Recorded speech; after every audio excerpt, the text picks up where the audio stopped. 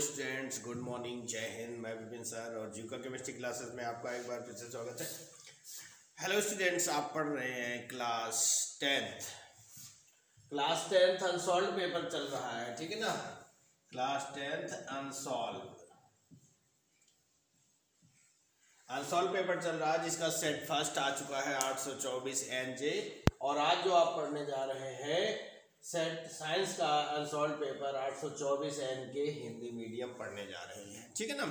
आज पार्ट 2 आने वाला है जो कि क्लास 10th के हिंदी मीडियम का होता है। तो आइए शुरू करते हैं बिना किसी विलंब के आज का ये टॉपिक, ठीक है। कहते हैं कि हार कर ना बैठे मंजिल के मुसाफिर, हार कर ना बैठे मंजिल के मुसाफिर, मंजिल भी मिलेगी और मिलने का मजा भी आएगा।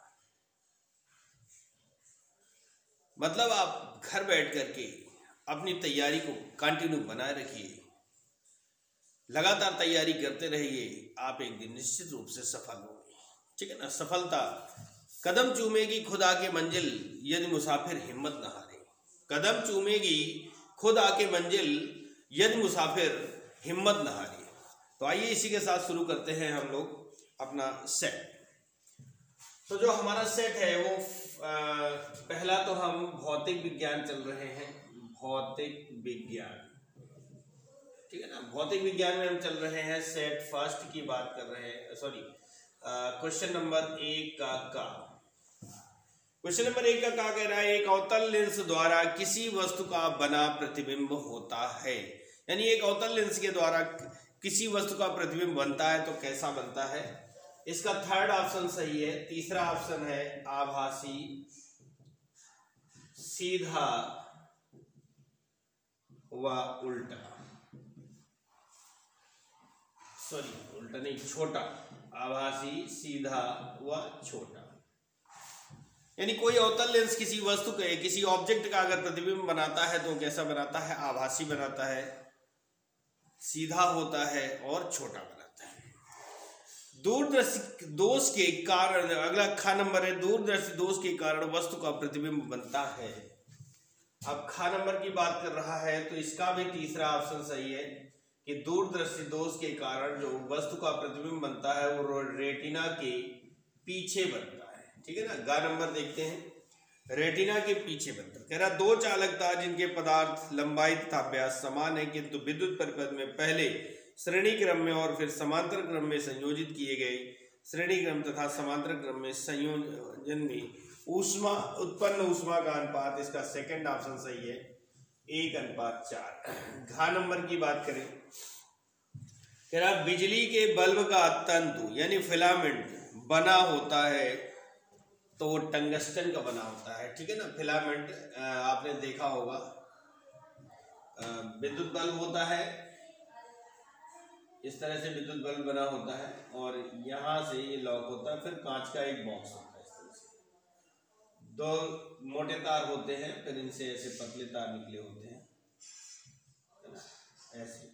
और यहाँ पर जो ये स्प्रिंग लगी होती है, इसकी बात कर रहे हैं, तो ये टंगस्टन का होता है, इसका सिंबल होता है W, ठीक है। और इसका बेटा गलनांक जो है, गलनांक होता है 3300 डिग्री सेंटीग्रेड, 3300 डिग्री सेंटीग्रेड इसका गलनांक होता है, मेल्टिंग पॉइंट होता है, ठीक है।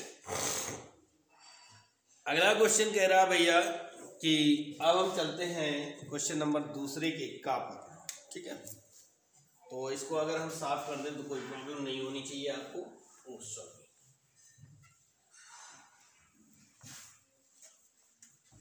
ये था भौतिक विज्ञान।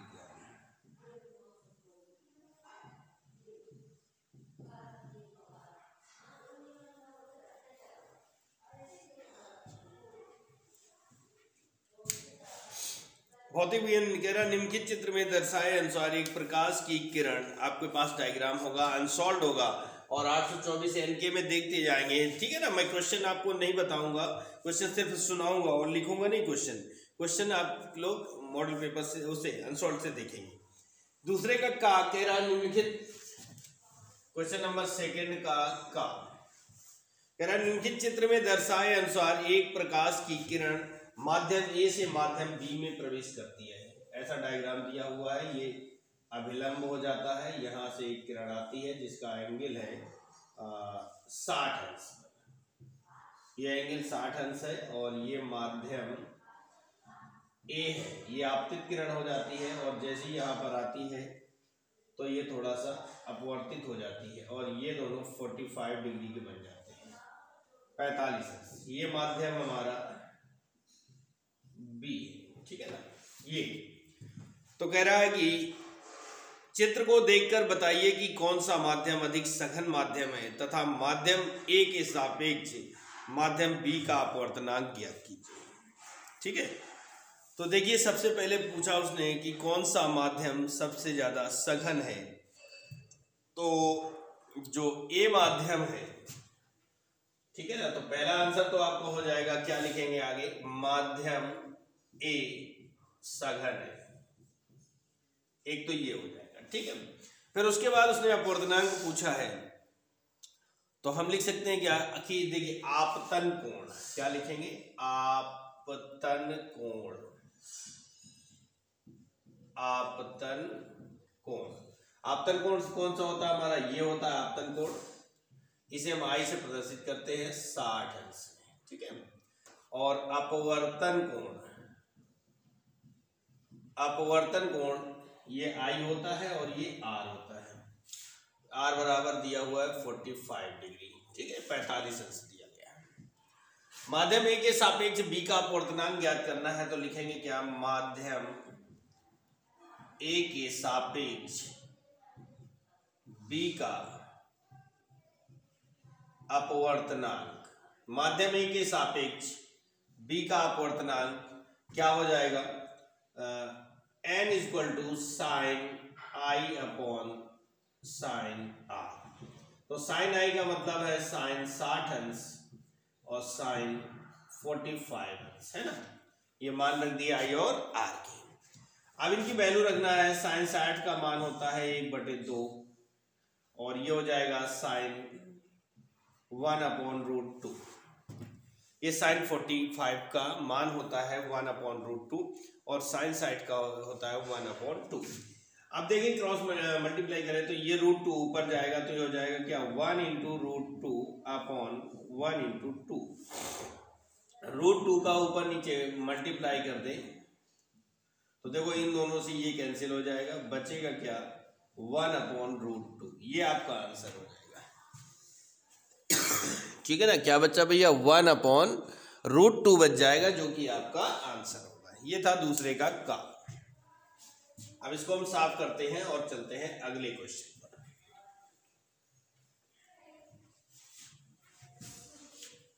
आप लोग नोट्स बनाते रहिए, कंप्लीट याद करते रहिए, बढ़िया से बढ़िया तैयारी हो जाएगी।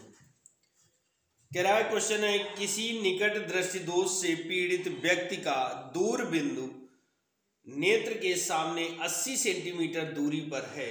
इस दोष को संशोधित करने के लिए आवश्यक लेंस की प्रकृति तथा क्षमता बताइए। ठीक है ना, तो देखिए क्या कह रहा है कि सबसे पहले कह रहा है किसी निकट दृष्टि दोष से पीड़ित व्यक्ति का दूर बिंदु नेत्र के सामने 80 सेंटीमीटर पर रखा है, संशोधित करने के लिए आवश्यक लेंस। ठीक है, तो इसके लिए हमें क्या चाहिए, ये क्वेश्चन नंबर दूसरे का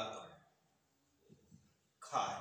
ठीक है, तो हमें क्या चाहिए भैया, अवतल लेंस चाहिए। सबसे पहले तो हम बात करेंगे लेंस के बारे में, तो इसके दूर के निर्णय के लिए अवतल लेंस चाहिए।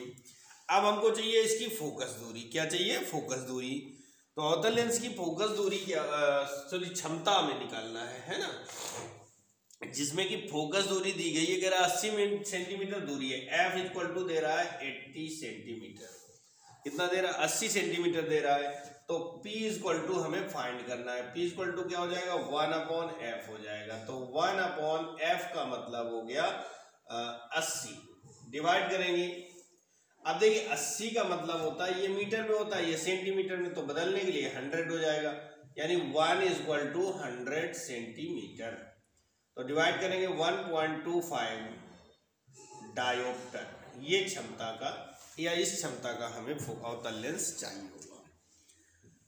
ठीक है, क्वेश्चन नंबर दूसरे का दूसरे का गा कह रहा है तारे तारे क्यों टिमटिमाते हैं। तो भैया तारे क्यों टिमटिमाते हैं, बात ये होती है कि तारे इसलिए अपवर्तन के कारण, ठीक है ना, प्रकाश का अपवर्तन होता है इसलिए तारे हमें टिमटिमाते हुए दिखाई देते हैं परावर्तन के कारण।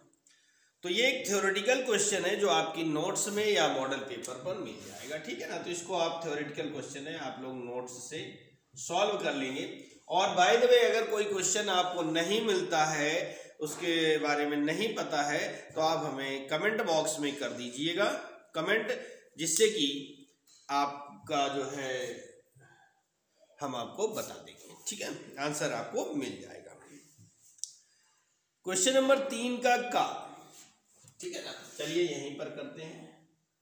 क्वेश्चन नंबर 3 का कह रहा है 15 सेंटीमीटर फोकस दूरी वाले अवतल दर्पण के सामने 3 सेंटीमीटर की दूरी पर 2 सेंटीमीटर लंबाई की एक वस्तु रखी है, बनने वाले प्रतिबिंब की स्थिति, प्रकृति तथा आकार ज्ञात कीजिए, ठीक है ना।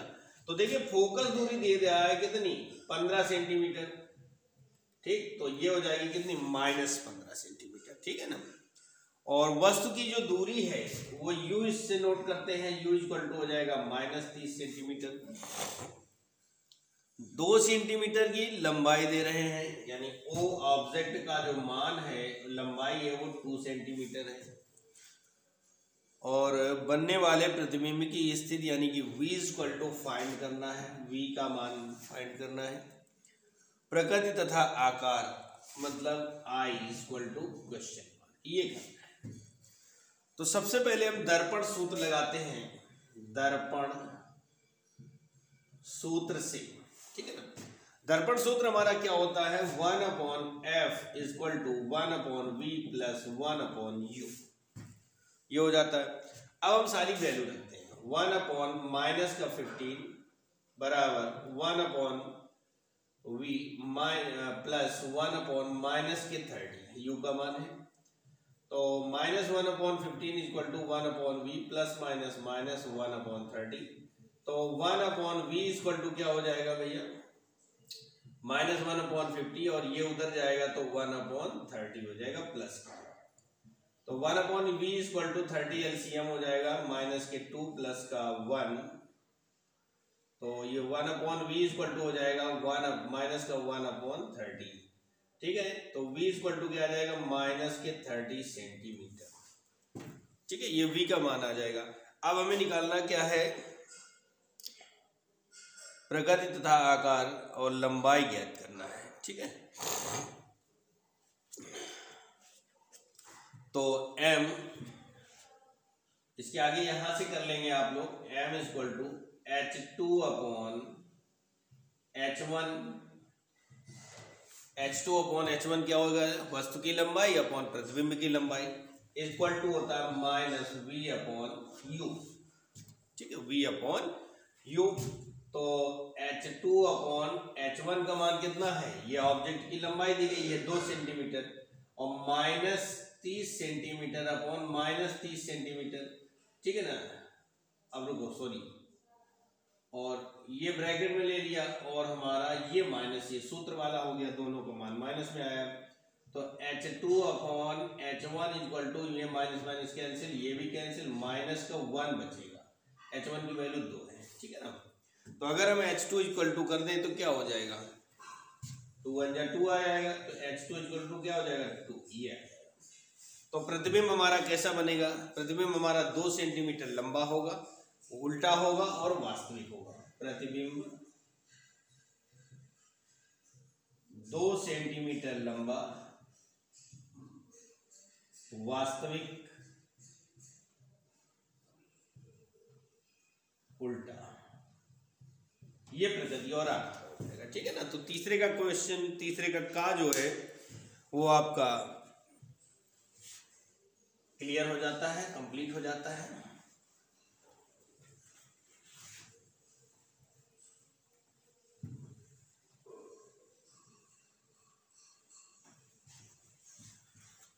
क्वेश्चन नंबर 3 का खा, क्वेश्चन नंबर 3 का खा चलते हैं। कह रहा वर्ण विक्षेपण से आपका क्या तात्पर्य है? सूर्य के प्रकाश स्पेक्ट्रम में विभिन्न वर्ण क्यों प्राप्त होते हैं?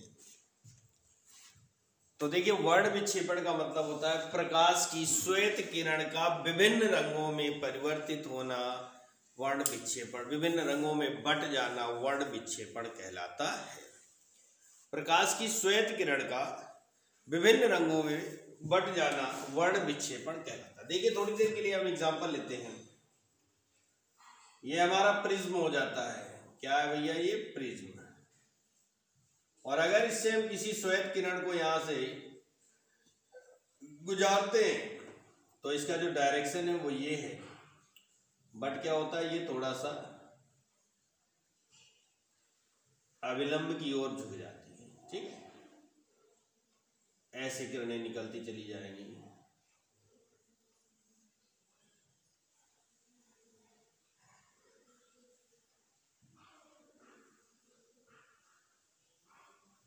जिनका क्रम होता है विबग्योर,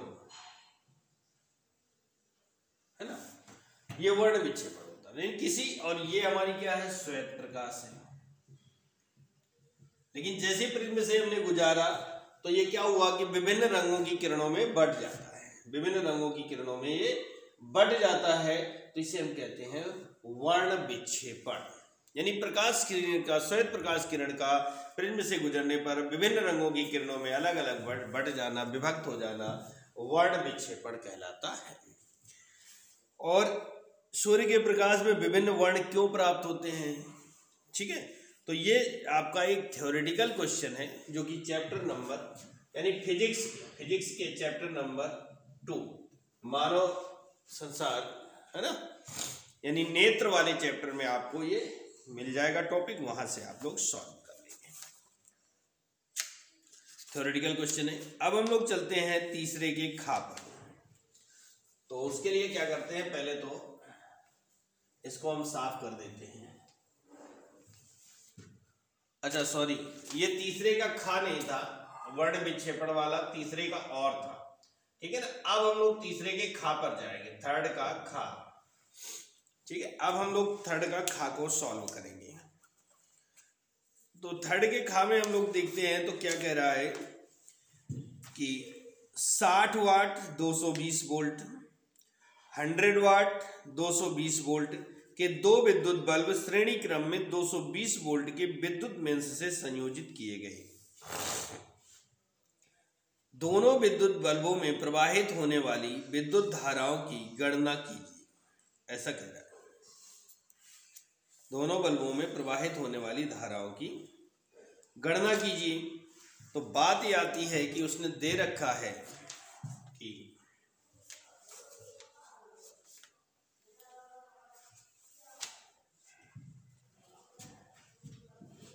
P = 60 वाट और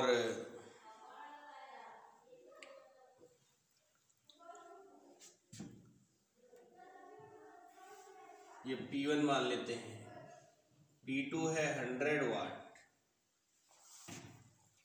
और V = है हमारा 220 वोल्ट। इस पर भी V = 220 ही वोल्ट है ना। ये वोल्टेज दोनों का बराबर है।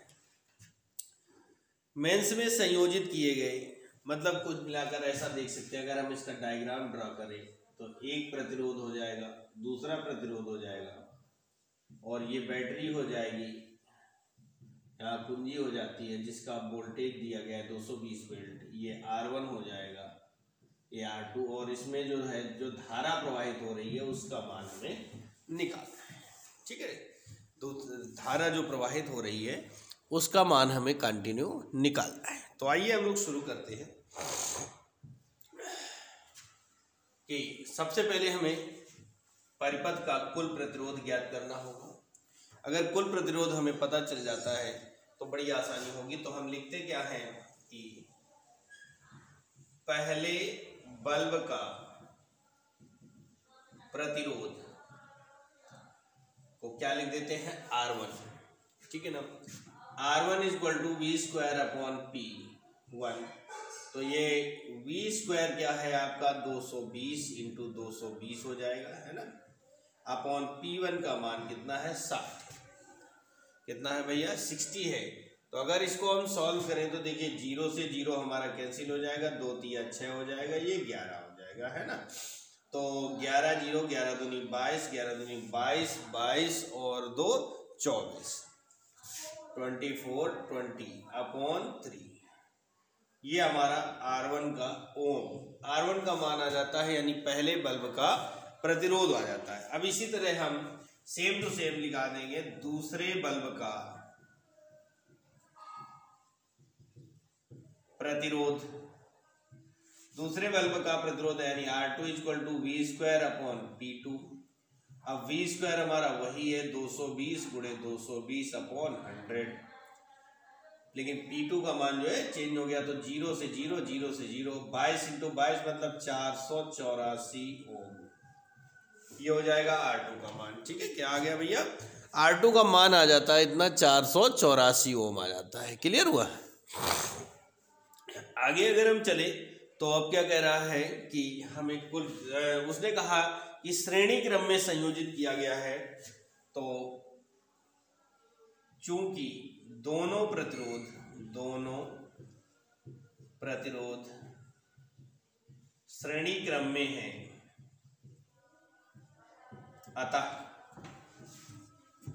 R इक्वल टू क्या हो जाएगा R1 प्लस R2।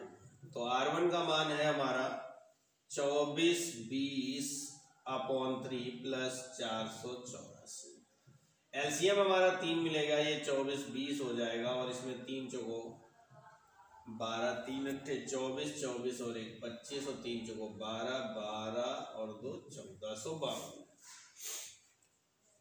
ठीक है, तो ये हो जाएगा। अभी इन दोनों को अगर हम जोड़ दें तो क्या हो जाएगा 2 और 5 2 7 और 4 4 8, 2 1 3, 38 72 बटे। अगर इनका हम भाग देते हैं तो 3 एकम 3, 3 दूनी 6 और 3 ने 27, भाग में जाने बिंदी, 3 18, 3 18 ओ। ये कुल प्रतिरोध आ जाता है। क्या आ जाता है कुल प्रतिरोध आ गया किसका, पूरे परिपथ का प्रतिरोध आ जाता है। अब हमें निकालना क्या है, दोनों बल्बों में प्रवाहित धारा। दोनों बल्बों में प्रवाहित धारा। ठीक है, तो धारा को हम लोग I से लिखते हैं, तो क्या हो जाएगा I बराबर V अपॉन R, I बराबर V अपॉन R। इससे लगा लेते हैं, तो I इक्वल टू V की वैल्यू कितनी है 220 है, और R का आया है 1290.6, है ना। अब इसका अगर हम सॉल्व करते हैं, मान लो दशमलव हटा दिया ये, तो 0 0 2 बढ़ जाएंगे, और भाग देंगे तो I इक्वल टू 0.17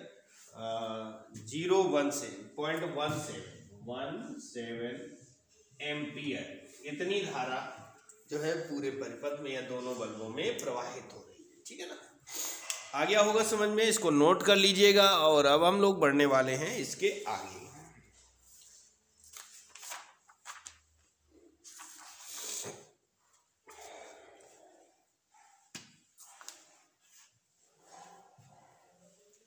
तो इसको हम साफ करते हैं।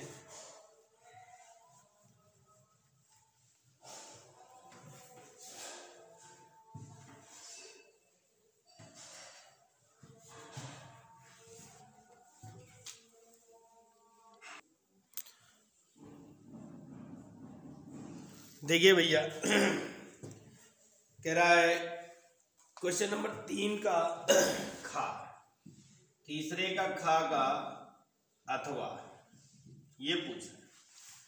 कह रहा किसी चालक के प्रतिरोध से क्या तात्पर्य है, यह किन किन कारकों पर निर्भर करता है। तो अगर हम प्रतिरोध डालते हैं, हेडिंग मान लो हमने डाल दिया, क्या करेंगे प्रतिरोध।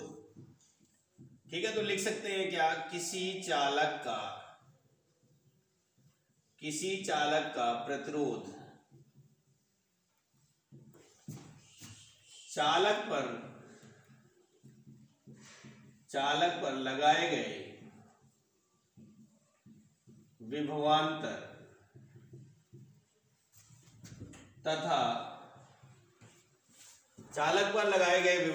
तथा उसमें प्रवाहित धारा के अनुपात के बराबर होता है, के अनुपात के बराबर होता है। ठीक है ना। तो क्या है कि चालक में का प्रतिरोध यानी कि कैपिटल आर, उस पर लगाया गया विभवांतर V और धारा I के अनुपात के बराबर होता है। ये हमारा फॉर्मूला है। इसका मात्रक ओम होता है, ओम, या फिर ओम को हम ऐसे चिन्ह से प्रदर्शित करते हैं, ओम होता है। इसका मात्रक ओम होता है। R बराबर V अपॉन I हो जाता है, तो इसका मात्रक ओम होता है। क्लियर हुआ। अब हम बात करते हैं, कह रहा है यह चालक किन किन कारकों पर निर्भर करता है। तो कारक नंबर 1 कह रहा था किन किन कारकों पर निर्भर करता है। तो नंबर 1 है चालक की लंबाई, यानी चालक की लंबाई क्या है, विद्युत तार जो प्रतिरोध बनाया गया उसकी लंबाई कितनी है, कम है ज्यादा, उस पर डिपेंड करता है। नंबर 2 है चालक तार के अनुप्रस्थ क्षेत्रफल पर निर्भर करता है, अनुप्रस्थ क्षेत्रफल पर भी निर्भर करता है। ठीक है ना। नंबर 3 पदार्थ की प्रकृति, पदार्थ की प्रकृति पर निर्भर करे, यानी चालक किसका बना है, सिल्वर का बना है, तांबे का बना है, किस चीज का बना हुआ है। और चौथा जो है कारक वो है चालक के ताप पर, चालक के ताप पर निर्भर करता है। ठीक है ना। तो ये था क्वेश्चन नंबर 3 के खा का अथवा। आपने नोट कर लिया होगा, आपको समझ में भी आ गया होगा। तो भैया आप लोगों से विनम्र निवेदन है ना, आप लोगों से विनम्र निवेदन है कि आप लोग जो है अपने अनसॉल्व पेपर को देखिए, सॉल्व करिए, और सॉल्व करने के साथ साथ भैया एक रिक्वेस्ट है, कमेंट भी कर दीजिए। ठीक है, इतनी कंजूसी ठीक नहीं बेटा, कमेंट करिए, और कमेंट करते समय अपना नाम प्लस डिस्ट्रिक्ट नाम जरूर लिखें, अपना नाम और डिस्ट्रिक्ट नाम जरूर लिखें, जिससे हमें पता चले कि कहाँ कहाँ के बच्चे हमें देख रहे हैं और हमसे कितना लाभ ले रहे हैं। ठीक है ना। आपकी बस इतना जानना चाहता हूँ कि आप किस डिस्ट्रिक्ट से बिलोंग करते हैं।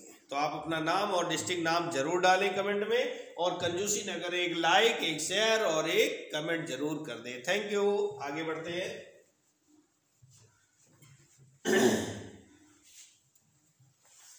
क्वेश्चन नंबर 4 कह रहा है विद्युत चुंबकीय प्रेरण से क्या तात्पर्य, प्रयोग द्वारा इसे कैसे प्रस्तुत किया, प्रेरित विद्युत धारा की दिशा को निर्धारित करने वाला नियम। तो ये आपका जो क्वेश्चन है, ये आपका क्वेश्चन थ्योरेटिकल है। ठीक है ना। आपके नोट्स में दिया होगा, क्वेश्चन नंबर 4 जो है आपके नोट्स में होगा, और नहीं तो मॉडल पेपर में आपको मिल जाएगा। अगर नहीं मिलता तब आप हमें कमेंट बॉक्स में करिएगा, जिससे कि हम आपको बता सकें। तो ये आपको मिल जाएगा। ठीक है। अब क्वेश्चन नंबर 4 के अथवा पर चलते हैं। अथवा तेरा R1 R2 तथा R3 तीन प्रतिरोधों को पार्श्वक्रम में जोड़ा गया है। संयोजन के तुल्य प्रतिरोध का व्यंजक व्युत्पन्न कीजिए। देखो भैया क्या है, तीन प्रतिरोध है,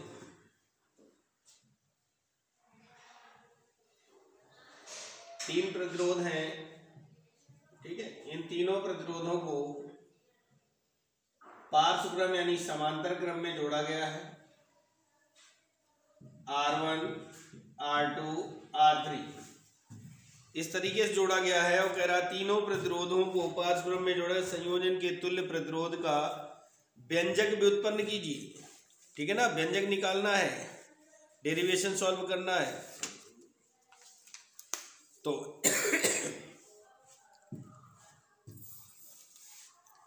और इसको मान लिया कि बिंदु A है और ये बिंदु B है।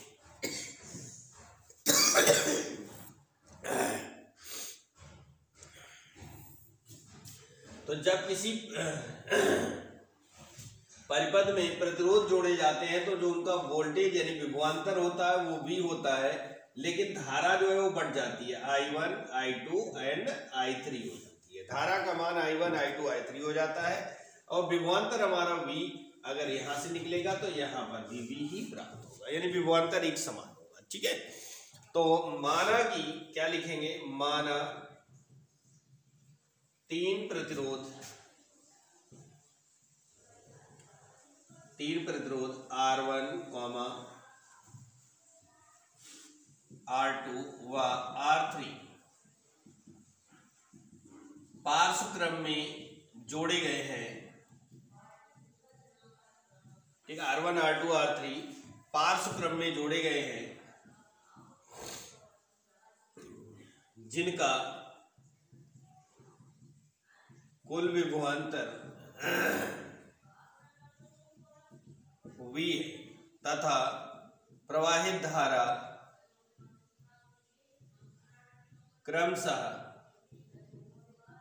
I1, I2 व I3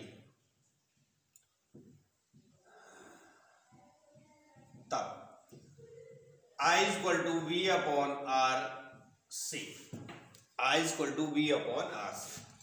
तो I1 के लिए क्या हो जाएगा, I1 V equal two upon R1, समीकरण 1 बना। इसी प्रकार I2 equal to V upon R2 दूसरा बन जाएगा, I3 equal to V upon R3 तीसरा। ठीक है,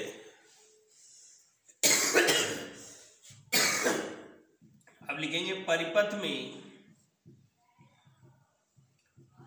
प्रवाहित कुल धारा, परिपथ में प्रवाहित कुल धारा I इक्वल टू हो जाएगा I1 plus I2 plus I3।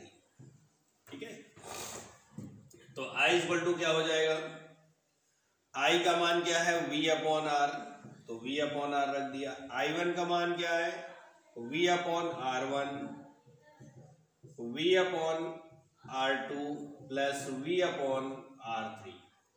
तो V upon R equal to V common मिल जाएगा, बचेगा क्या 1 upon R1 plus 1 upon R2 plus 1 upon R3। V से भी कैंसिल हो जाएगा, 1 upon R equal to 1 upon R1 plus 1 upon R2 plus 1 upon R3। ये हमारा डेरिवेशन का व्यंजक हो जाएगा। ठीक है ना, पार्श्व क्रम का व्यंजक हो जाएगा। समझ में आ गया होगा और आपने नोट भी कर लिया होगा। तो अब हम लोग चलते हैं, इसको साफ करते हैं और इसका एक पार्ट और बाकी है चौथे अथवा का, इसी का एक पार्ट और बाकी है, उस पे चलते हैं।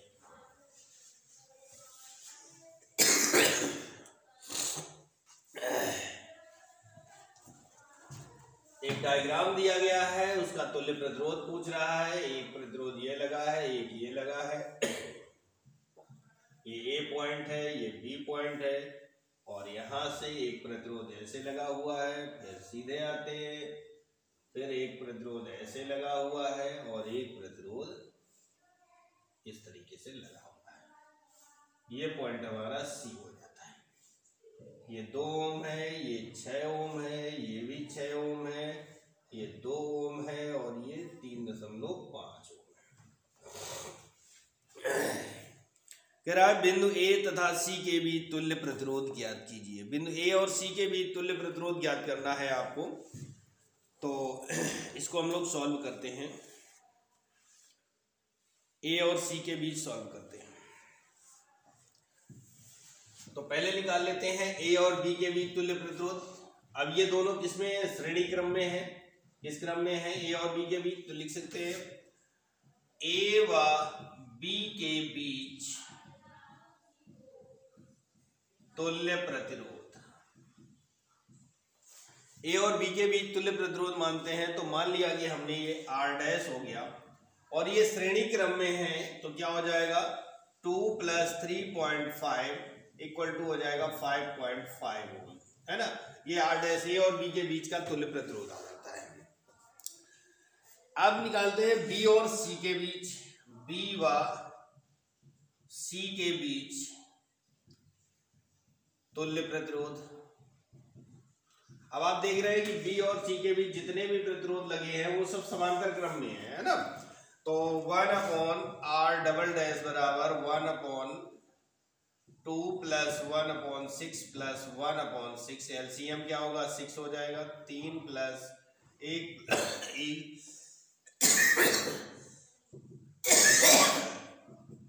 सॉरी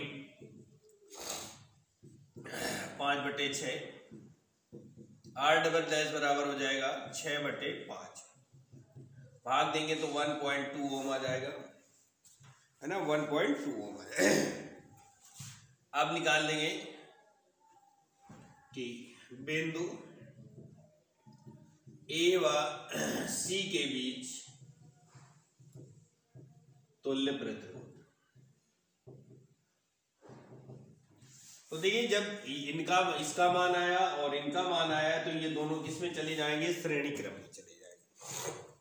तो r इक्वल टू हो जाएगा r dash plus r double dash, r dash का मान था 5.5 प्लस r डबल डैश का मान है 1.2, तो जोड़ देंगे तो हो जाएगा 6.7 ओम। ये आपका फाइनल आंसर हो जाएगा, ठीक है ना। तो इसी के साथ भैया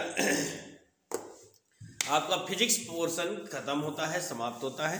अब हम लोग चलने वाले हैं केमिस्ट्री पोर्शन पर, ठीक है। तो इसको हम साफ करते हैं और अब चलेंगे हम क्वेश्चन नंबर 5 यानी कि रसायन विज्ञान पोर्शन पर चलते हैं।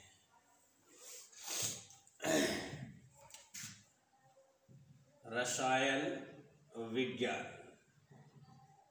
केमिस्ट्री सॉल्व करते हैं। केमिस्ट्री में आपका जो पहला क्वेश्चन दिया गया है वो ये है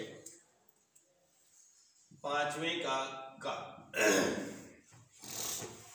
कह रहा निम्नलिखित में से कौन सा तत्व तनु अम्ल के साथ संयोग करके हाइड्रोजन गैस निकालता है। क्लोरीन है ऑप्शन, तांबा है, जस्ता है और सल्फर है। तो इसका जो है वो थर्ड ऑप्शन सही है, जस्ता यानी कि जिंक, एक ही बात होती है। 5वें का खा जो हमारा कह रहा है वो कह रहा है निम्नलिखित में से कौन सा तत्व द्वितीय समूह का सदस्य। तो द्वितीय समूह का अगर हम सदस्य निकालेंगे यानी द्वितीय ग्रुप का तो Mg हमारा आता है। और अब चलते हैं गाढ़ा। संतृप्त हाइड्रोकार्बन में नहीं होता है, संतृप्त हाइड्रोकार्बन में नहीं होता है, एकल बंध भी होता है, चतुष्फल की संरचना संतृप्त हाइड्रोकार्बन में होती है और संतृप्त हाइड्रोकार्बन में नहीं होता है। इसका चौथा ऑप्शन सही होना चाहिए, सी डबल बॉन्ड सी। ये असंतृप्त का है, उसने कहा संतृप्त हाइड्रोकार्बन में नहीं होता है तो C double bond C, double bond नहीं पाया जाता संतृप्त हाइड्रोकार्बन, ठीक है। 6वें का निम्नलिखित में से प्रत्येक के दो दो उपयोग लिखिए। प्रत्येक के दो दो उपयोग लिखना है, जिसमें पहला दे रहा है धावन सोडा, धावन सोडा नंबर 1।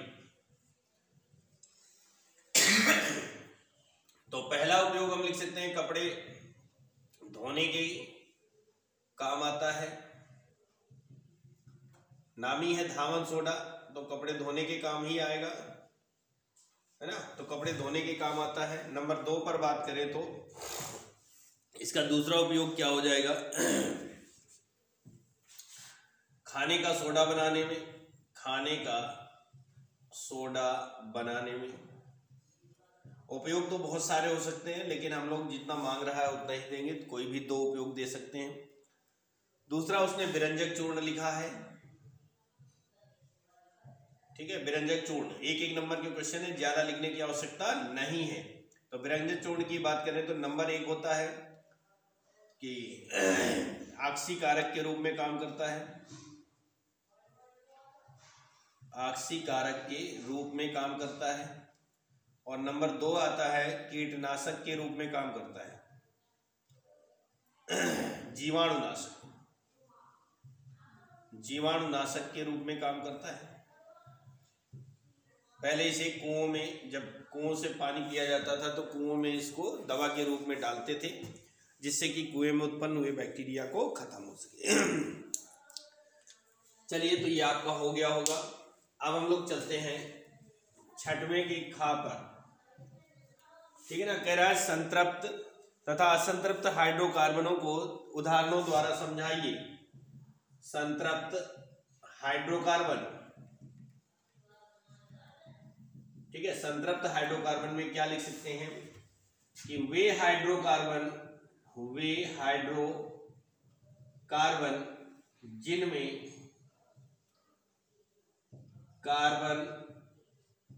कार्बन के मध्य एकल बंध उपस्थित होता है। वे हाइड्रोकार्बन जिनमें कार्बन के मध्य कार्बन के मध्य एकल बंध उपस्थित होता है, संतृप्त हाइड्रोकार्बन कहलाते हैं। जैसे कि CH3 single bond CH3 number 1 example, ये एथेन हो गया। नंबर दूसरा example CH3 CH2 CH2 CH3। अब यहाँ पर सभी कार्बन के बीच सिंगल बॉन्ड है, ये ब्यूटेन है हमारा। ठीक है। अब हेडिंग डालेंगे असंतृप्त हाइड्रोकार्बन। असंतृप्त हाइड्रोकार्बन की बात करें तो वही डेफिनेशन से वे हाइड्रोकार्बन जिनमें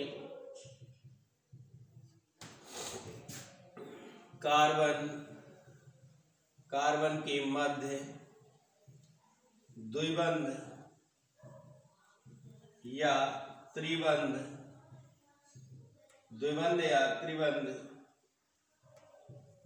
उपस्थित होता है।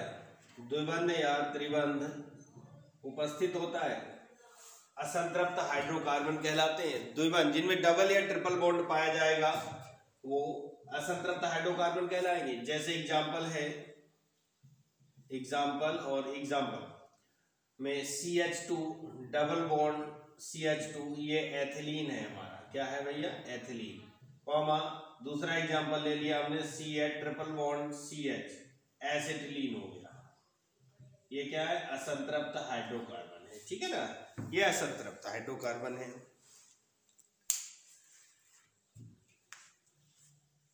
अब ये आपका क्वेश्चन कंप्लीट हुआ। अब हम लोग चलते हैं कहाँ पर? छठवें के गा पर। छठवें का गा कह रहा है कि एल्कोहल एवं अम्ल के मध्य अभिक्रिया क्या कहलाती है? तो लिख सकते हैं एल्कोहल व अम्ल के मध्य एस्टरीकरण अभिक्रिया होती है। एस्टरीकरण अभिक्रिया होती है, यानी एल्कोहल और अम्ल के मध्य एस्टरीकरण अभिक्रिया होती है। अब इसकी बात कर रहा है, कह रहा है समीकरण भी दीजिए। तो अम्ल लेते हैं CH3COOH प्लस C2H5OH। ठीक है, ये अभिक्रिया करवाएंगे तो CH3COO C2H5, ये एक एस्टर प्राप्त होता है। क्या मिलता है? एस्टर मिलता है, इसलिए इस क्रिया को एस्टरीकरण कहते हैं। प्लस H2O, ये अभिक्रिया का समीकरण हो जाएगा। ठीक है ना। तो इस तरह से आपका क्वेश्चन नंबर 6 भी कंप्लीट हो जाता है। ठीक है, क्वेश्चन नंबर 6 आपका कंप्लीट हो जाता है। अब हम लोग चलेंगे 7 पर। तो इसके लिए हम साफ कर देते हैं।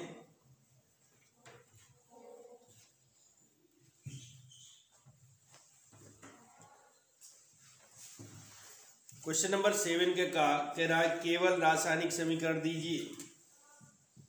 क्वेश्चन नंबर 7 के का कह रहा है केवल रासायनिक समीकरण दीजिए। नंबर 1, एथिल एल्कोहल सोडियम से अभिक्रिया करता है। पहला है एथिल एल्कोहल सोडियम से अभिक्रिया करता है। सोडियम से अभिक्रिया करता है तो देखिए एथिल एल्कोहल का सूत्र होता है C2H5OH प्लस सोडियम धातु से क्रिया करेगा तो सोडियम एथॉक्साइड बनाएगा। ये बना सोडियम एथॉक्साइड, ठीक है, प्लस H, ये हाइड्रोजन अकेला बचेगा जो अकेला नहीं होता H2 के रूप में, तो बैलेंस करने के लिए यहाँ पर 2 2 और 2 लगा देंगे। ये हमारा पहला आंसर हो जाता है। सेकंड की बात करें, मेथेन क्लोरीन से अभिक्रिया करता है। मेथेन क्लोरीन से अभिक्रिया करता है। अब मेथेन का मतलब है CH4 हो गया और क्लोरीन का मतलब है Cl2। अब क्रिया करवाएंगे तो CH3Cl प्लस HCl, प्रतिस्थापन, ये बना मेथिल क्लोराइड। क्या बना? Methyl chloride. और ये सब क्रिया का नाम है प्रतिस्थापन अभिक्रिया। प्रतिस्थापन अभिक्रिया होती है, ठीक है। हाँ, कह रहा एसिटिक अम्ल, 7वें का खा, एसिटिक अम्ल के 2 रासायनिक गुणधर्मों के रासायनिक समीकरण लिखिए, ठीक है ना। तो इससे 7वें का खा, जिसमें कि नंबर 1 पर लिख सकते हैं PCl5 से क्रिया, PCl5 से क्रिया। अब एसिटिक अम्ल CH3COOH प्लस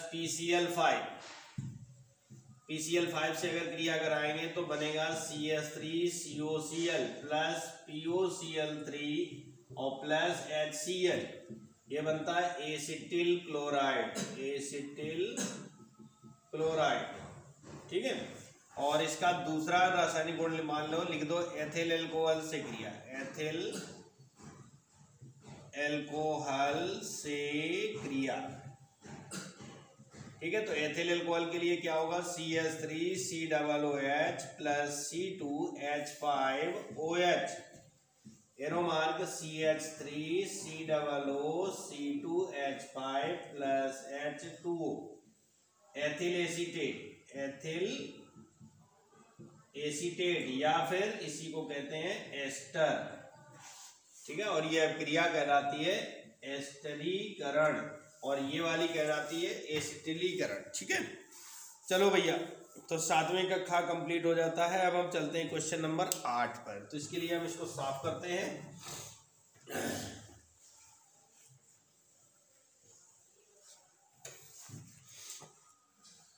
क्वेश्चन नंबर 8 का आधुनिक आवर्त नियम लिखिए कह रहा है, ठीक है। 8वें के का में क्या कह रहा है? आधुनिक आवर्त नियम लिखिए।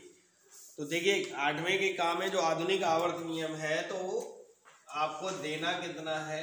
आधुनिक आवर्त नियम क्या लिख सकते हैं कि मैं चलो लिखे दे रहा हूं, इस नियम के अनुसार, इस नियम के अनुसार, comma inverted comma, black pen से लिखेंगे, तत्वों के भौतिक एवं रासायनिक, भौतिक एवं रासायनिक गुणधर्म, तत्वों के भौतिक एवं रासायनिक गुणधर्म उनके परमाणु क्रमांकों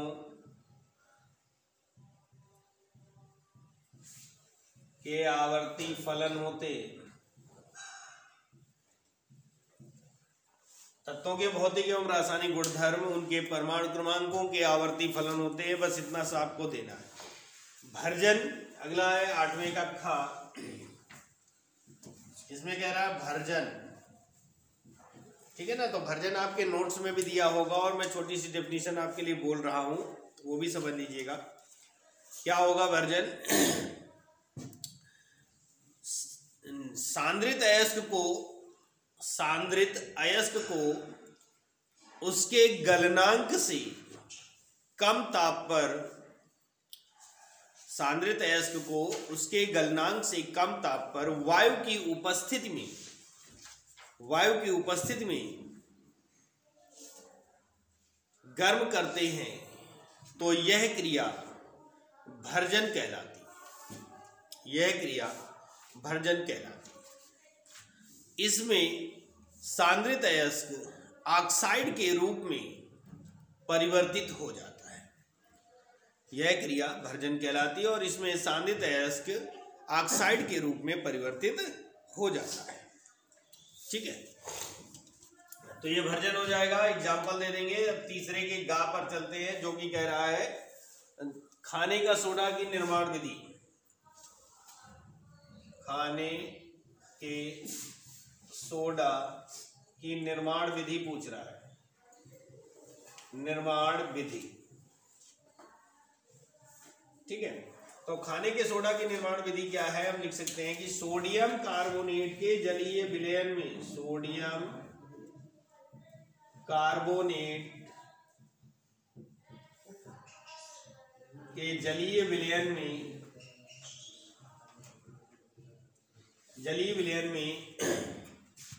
CO2 प्रवाहित करने पर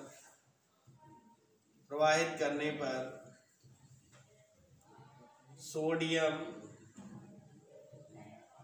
बाइकार्बोनेट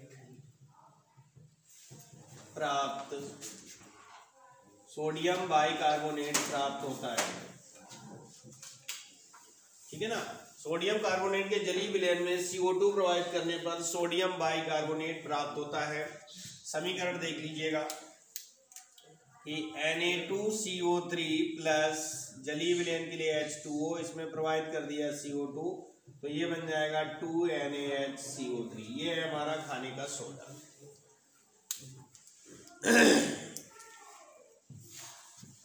आठवें का घा कह रहा है पीएच मूल्य। पीएच मूल्य की परिभाषा पूछ रहा है। तो इसकी परिभाषा बहुत छोटी सी होती है। क्या लिखेंगे कि किसी विलयन का पीएच मूल्य, किसी विलयन का पीएच मान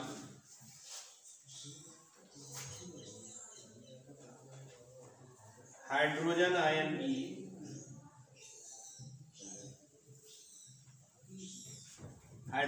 की 10 की ऋणात्मक घात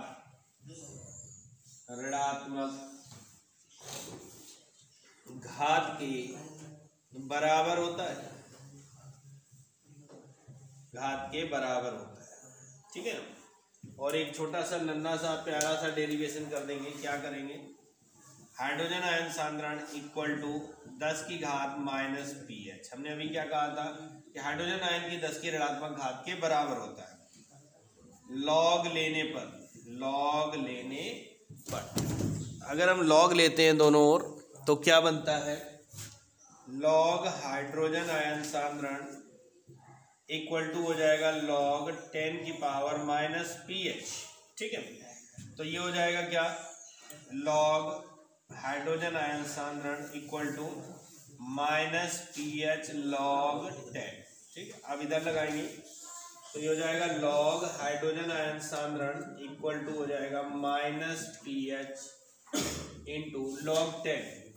1 कहाँ से आया? लॉग 10 का मान 1 होता है। लॉग 10 का मान 1 होता है। अब अगर हम पीएच इक्वल टू करेंगे तो ये हो जाएगा माइनस लॉग हाइड्रोजन आयन सांद्रण। ये हमारा फॉर्मूला बन जाएगा। ठीक है।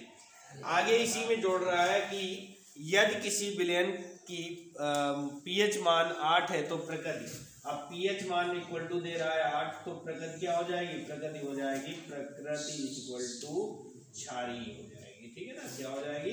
क्षारीय हो जाएगी। तो ये आपका 8वां क्वेश्चन कंप्लीट हो जाता है। ठीक है, अब चलते हैं 8वें के 8वां पर।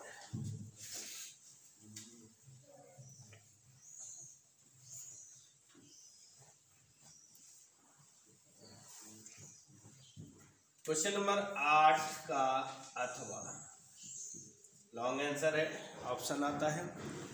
निम्नलिखित पर टिप्पणी लिखिए। पहला दे रहा है प्रतिस्थापन अभिक्रिया। ठीक है, तो इसके बारे में डेफिनेशन में बोल देता हूँ, एग्जाम्पल आपको लिखा दूंगा। प्रतिस्थापन में क्या होता है कि वह अभिक्रिया जिसमें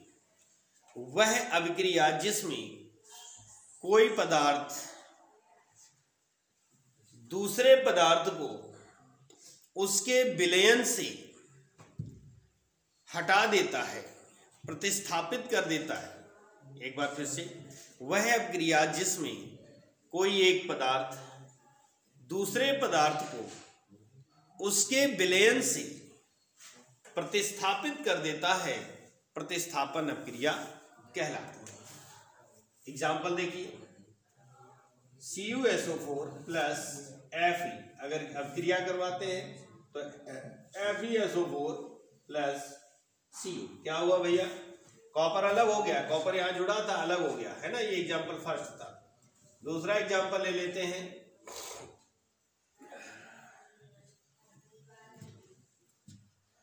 HCl प्लस Zn, एरो मार के ZnCl2 प्लस H2। Zn ने हाइड्रोजन को Cl के साथ जो जुड़ा था उसको प्रतिस्थापित कर दिया, हटाकर खुद वहां पर बैठ गया। ठीक, नंबर खा, 8वें का ये का था, और अब नंबर खा निस्तापन की बात कर रहा है। तो इसमें क्या होता है डेफिनेशन? सांद्रित अयस्क को उसके गलनांक से कम ताप पर, सांद्रित अयस्क को उसके गलनांक से कम ताप पर वायु की अनुपस्थिति में गर्म करना निस्तापन कहलाता है। गर्म करना निस्तापन कहलाता है। इस क्रिया में अयस्क में उपस्थित वाष्पशील अशुद्धियां दूर हो जाती हैं। ये निस्तापन हो गया। और गा नंबर कह रहा है साबुन तथा साबुन के बारे में आप जानते हैं, नहाने धोने के काम आता है, ये सब काम होता है। और बाद में आता है अपमार्जक। अपमार्जक कहते हैं कपड़े धोने के साबुन को, और साबुन कहते हैं हमें नहाने वाले को। जिससे हम लोग नहाते हैं, बाथिंग करते हैं, वो साबुन कहलाते हैं। और जो कपड़े धोने के काम आता है, जैसे घड़ी डिटर्जेंट है ना, निरमा है, ये सब क्या आते हैं? अपमार्जक कहलाते हैं। तो इनका आंसर भैया आपको आपके नोट्स पर उपलब्ध होगा, और नहीं है तो मॉडल पेपर में मिल जाएगा। और यदि नहीं मिलता तो आप कमेंट बॉक्स में कमेंट करके बता सकते हैं, जिससे कि हम आपकी हेल्प कर सकते हैं। अब हम लोग चलने वाले हैं जीव विज्ञान पर। तीसरा पार्ट हमारा शुरू हो रहा है, जिसका नाम है जीव विज्ञान। ठीक है, क्या है? थर्ड पार्ट है हमारा जीव विज्ञान। और इसमें क्वेश्चन नंबर 9 का होने वाला है। 9 का क्या कह रहा है? मुकुलन पाया जाता है। ठीक है, पहला कह रहा है मुकुलन पाया जाता है, तो 9 के का सेकंड ऑप्शन सही है, हाइड्रा में मुकुलन होता है। ठीक है, और थर्ड पार्ट में है ये खा नंबर आपको चलना है। कह रहा जीवाश्म ऊर्जा का स्रोत है। जीवाश्म ऊर्जा का स्रोत सही है, थर्ड भी सही था। कोयला जो है जीवाश्म ऊर्जा का स्रोत होता है। गा नंबर पर चलते हैं। निम्नलिखित में से कौन सा मानव में मादा जनन तंत्र का भाग नहीं है? इसका भी थर्ड सही है, शुक्रवाहिका। क्यों नहीं है? क्योंकि ये नर जनन तंत्र का भाग होता है, मादा का नहीं होता है। घा नंबर है स्वपोषी पोषण के लिए आवश्यक है कार्बन डाइऑक्साइड तथा जल, क्लोरोफिल, सूर्य का प्रकाश। उपरोक्त सही, इसका चौथा ऑप्शन सही है, उपरोक्त सभी। जल भी चाहिए, प्रकाश भी चाहिए, कार्बन डाइऑक्साइड भी चाहिए और क्लोरोफिल भी चाहिए। ये चारों चीजें होंगी तो ही भोजन का निर्माण होगा। क्वेश्चन नंबर 10 का क्वेश्चन नंबर 10 का क्या होगा यदि हम एक पोषी स्तर के सभी जीवों को नष्ट कर दें? एक पोषी स्तर की बात करें तो जैसे कि होता है, देखिए हम लिखते हैं घास को खाया टिड्डी ने, टिड्डी को खा गई मेढक को खा गया सांप, और सांप को खा गया मोर, है ना। एक खाद्य श्रृंखला बन जाती है। अगर एक ही क्या होगा यदि हम एक कोशी स्तर के सभी जीवों को नष्ट कर दें, मान लो मेढक को नष्ट कर देंगे तो टिड्डी की संख्या इतनी ज्यादा बढ़ जाएगी, कंट्रोल होगा। और मेढक के नष्ट होने से सांप को भोजन नहीं मिलेगा तो सांप भी मर जाएंगे, सांप को नहीं मिलेगा तो ही, यानी पूरी खाद्य श्रृंखला नष्ट हो जाएगी। खाद्य श्रृंखला बिगड़ जाएगी, खाद्य श्रृंखला बिगड़ जाएगी, या कहते हैं नष्ट हो जाएगी। समाप्त हो जाएगी, ऐसा भी कह सकते हैं। बट बेटा ये जो क्वेश्चन है 10वें का ये आपका आउट ऑफ सिलेबस है, ठीक है, आउट ऑफ सिलेबस है। जल संरक्षण क्या है विस्तार पूर्वक समझाइए। तो आप जानते हैं जल को नष्ट होने से बचाना, जल को बहने से बचाना ही जल संरक्षण कहलाता है, ठीक है। 2 नंबर का क्वेश्चन है और लॉन्ग आंसर में पूछ लिया है, तो ज़्यादा कुछ नहीं है, ज़्यादा देना भी नहीं पड़ेगा। जल संरक्षण के बारे में आपको जल की होने वाली हानि से बचाना है, उपयोग के लिए ही नल खुला छोड़ना है, ये सब चीज़ें हैं। प्रदूषण क्या है विभिन्न प्रकारों के नाम लिखिए। तो 10वें का गा, क्वेश्चन नंबर 10 का गा प्रदूषण। इसकी मैं वैसे तो ओरल ही बता सकता हूँ, लेकिन बस एक बहुत छोटी सी डेफिनेशन लिखेंगे। हमारे चारों ओर के वातावरण में होने वाला, चारों ओर के वातावरण में होने वाला कोई भी अवांछनीय परिवर्तन, कोई भी अवांछनीय परिवर्तन हमारे चारों ओर के वातावरण में होने वाला कोई भी अवांछनीय परिवर्तन प्रदूषण कहलाता है,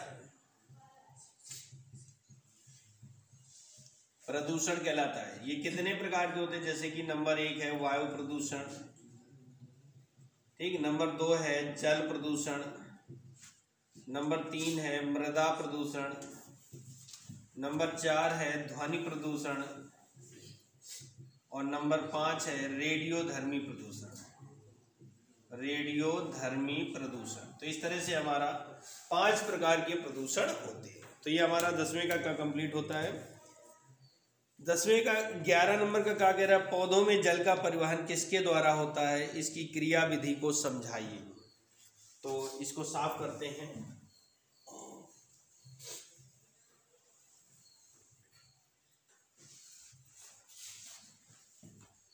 क्वेश्चन नंबर 11 का कह रहा है पौधों में जल का परिवहन किसके द्वारा होता है। तो पौधों में जो जल का परिवहन है वो जाइलम के द्वारा होता है।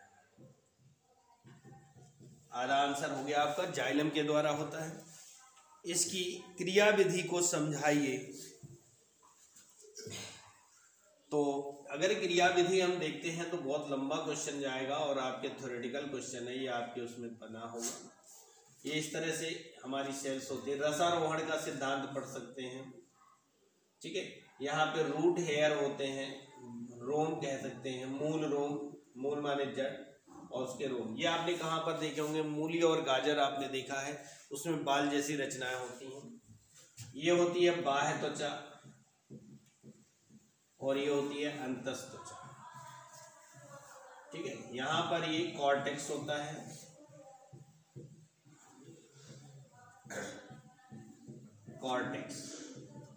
कॉर्टेक्स है ये, और यहाँ पर जो है जाइलम होते हैं। तो होता क्या है, ये मृदा है, ये चारों तरफ क्या है, ये मृदा। यहाँ से जल इसमें प्रवेश करेगा मूल रोम में, और मूल रोम से इस कोशिका में आएगा, फिर यहाँ से यहाँ चलता है, यहाँ से यहाँ चलता है, ठीक है। मैंने आपको केवल डायग्राम बताया, समझा रहा हूँ, और उसके बाद में ये आपका जो है थ्योरी आपके नोट्स में उपलब्ध होगी, ठीक है। तो क्या होता है कि अगर बताऊंगा, मैं थ्योरी बताऊंगा तो बहुत लंबा क्वेश्चन हो जाएगा, इसलिए आपको यहीं पर समझना होगा। तो यहाँ से जल आता हुआ एक कोशिका से दूसरी कोशिका में, दूसरी कोशिका से तीसरी कोशिका में, इस तरह से जल जाइलम में पहुंचता है और जाइलम द्वारा पौधे के विभिन्न भागों में पहुंचा दिया जाता है। ये होती है इसकी क्रिया विधि। इसका अथवा 11 के का अथवा कह रहा है कायिक प्रवर्धन क्या होता है, कायिक प्रवर्धन, ठीक है ना। तो इसको बहुत छोटी सी डिफाइन करते हैं, आप सुन लीजिएगा और लिख लेना। कायिक प्रवर्धन का मतलब होता है पुष्प के अतिरिक्त, ठीक है ना, फ्लावर यानी पुष्प के अतिरिक्त पौधे के किसी भी भाग से, पुष्प के अतिरिक्त पौधे के किसी भी भाग से नए पौधे का जन्म होना कायिक प्रवर्धन कहलाता है। पुष्प के किसी भी भाग से, यानी पुष्प के अतिरिक्त किसी भी भाग से पौधे के नए पौधे का जन्म होना ही कायिक प्रवर्धन कहलाता है। ठीक है ना। आगे कह रहा है इसकी विधियों का उदाहरण सहित वर्णन कीजिए। तो इसकी विभिन्न विधियां होती हैं, जैसे मुकुलन द्वारा होता है, विखंडन द्वारा होता है। ठीक है, ये सब विभिन्न विधियां। अगला क्वेश्चन है तंत्रिका तंत्र को परिभाषित कीजिए। एक तंत्रिका कोशिका का नामांकित चित्र बनाइए। ठीक है, तो इसको हम समझा रहे हैं। 11 का खा,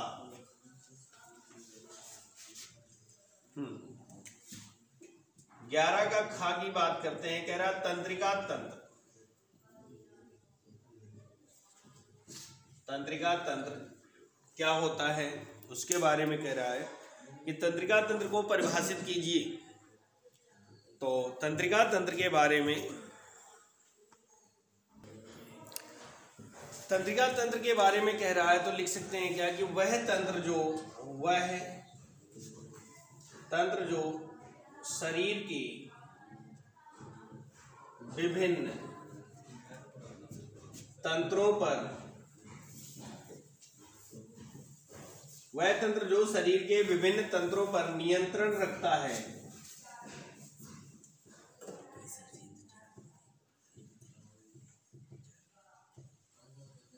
तंत्रिका तंत्र कहलाता है।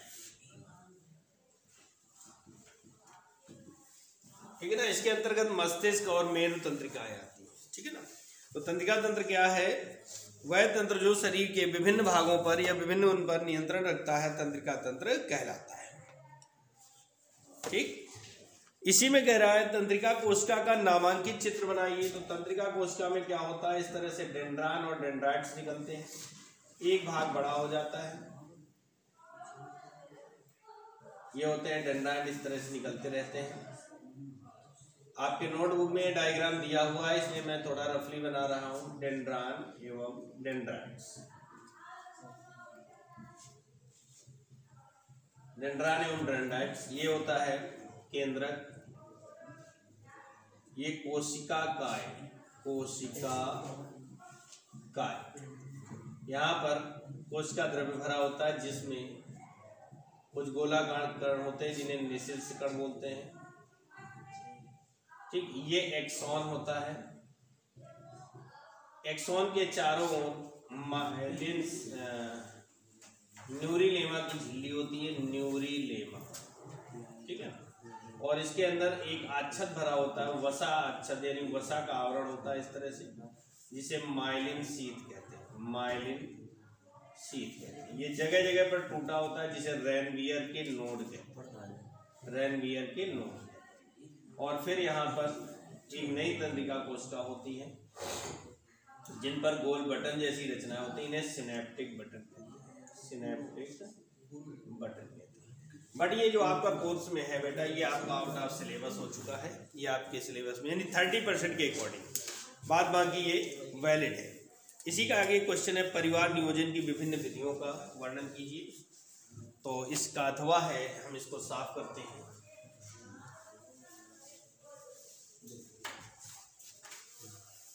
11 के खा का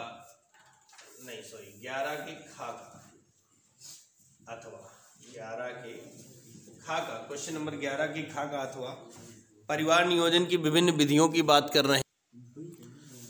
तो परिवार नियोजन की जो विभिन्न विधियां हैं भैया, वो परिवार नियोजन की विधियां क्या हैं? बहुत सारी विधियां होती हैं परिवार नियोजन की। स्थायी भी होती है, पहले तो 2 विधियां होती हैं, स्थायी और अस्थायी। ठीक है ना। तो इनका वर्णन करते हैं। नंबर 1 पर आता है स्थायी विधि के अंतर्गत स्थायी विधियां जो हैं वो कौन कौन सी आती हैं? एक होता है नसबंदी और दूसरा होता है नलबंदी। ठीक है, एक नसबंदी होता है और एक नलबंदी आता है।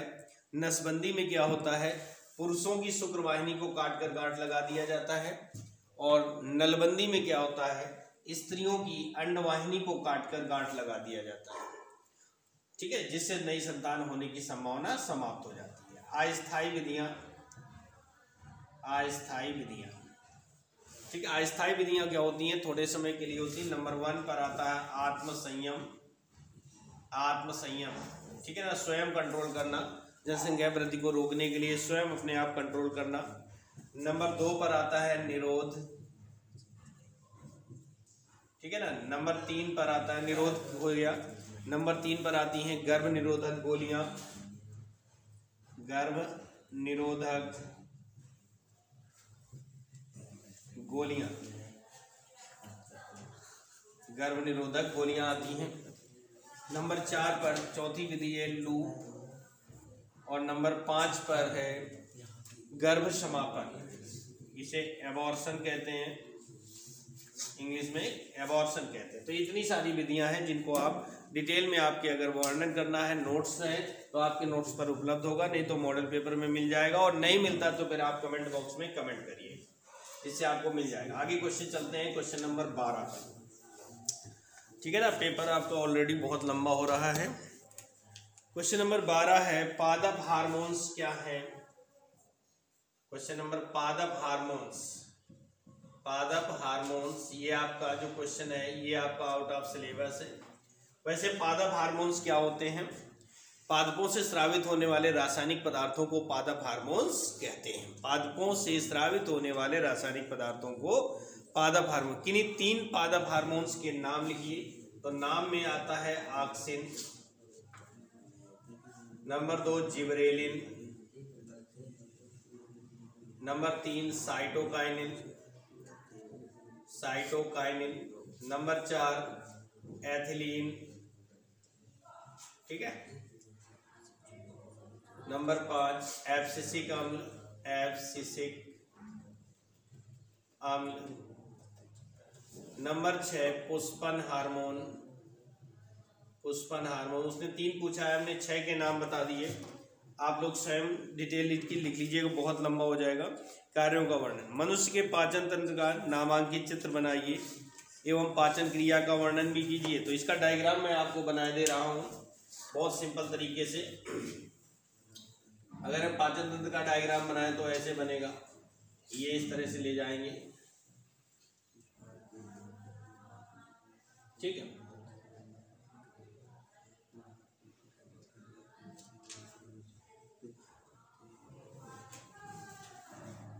ये हमारा मुख एवं मुख गुहा,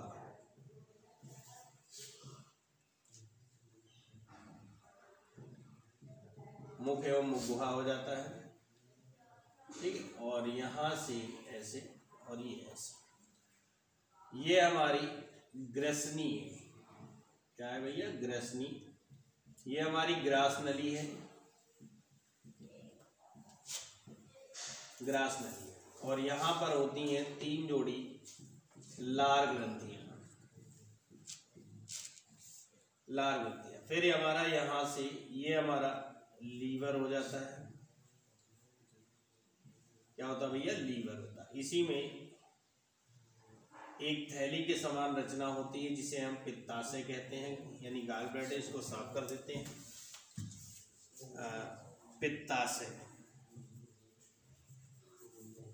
और ये हमारा यकृत यानी लीवर है। यहाँ से पित्त वाहिनी निकलती है, ये हमारा स्टमक हो जाता है, आमाशय जिसे कहते हैं, ये हमारा आमाशय है, ठीक है। और ये हमारी ग्रहणी हो जाती है जिस पर पित्तरस मिलता है। फिर छोटी आंत, बड़ी आंत, इस तरह से हमारा डायग्राम बन जाता है। तो आपके नोट्स में भी ये डायग्राम दिया गया होगा, ठीक है, आपके नोट्स में भी ये डायग्राम दिया हुआ है।